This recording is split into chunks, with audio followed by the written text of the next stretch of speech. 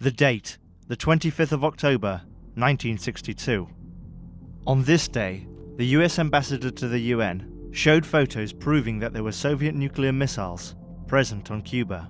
The Cuban Missile Crisis lasted from the 16th to the 28th of October, 1962. As a strategic response to nuclear weapons in Turkey and Italy, and a failed bid to overthrow the communist Cuban regime by American-backed ex-patriots, Soviet leader Nikita Khrushchev decided, with the agreement of Cuban President Fidel Castro, to place nuclear weapons on Cuba. The Soviets began moving military materiel to Cuba, and Cuba began building infrastructure required to house and launch nuclear warheads easily capable of reaching the United States in the summer of 1962. On the 15th of October, the CIA reviewed photos taken by a U-2 spy plane that showed medium-range missiles on Cuba. The highest echelons of the US government quickly sprang into action, planning various strategies in response to the threat of warheads on Cuba and liaising with their Soviet counterparts. By the 19th, the US knew of 4 operational weapons sites. Airstrikes were considered, as too was an amphibious invasion of the island. However, on the 22nd, US President John Kennedy gave a public speech in which he outlined plans to quarantine Cuba with a naval blockade.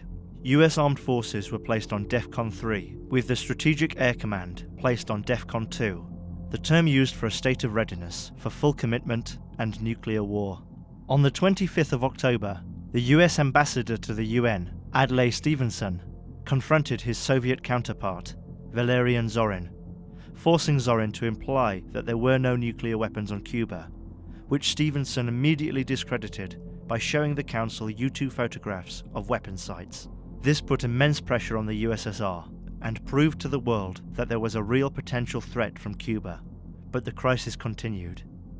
2 days later, however, on the 27th, an agreement was made in which the USSR would remove all nuclear warheads from Cuba, and in return, the US would remove all nuclear weapons from Turkey and Italy.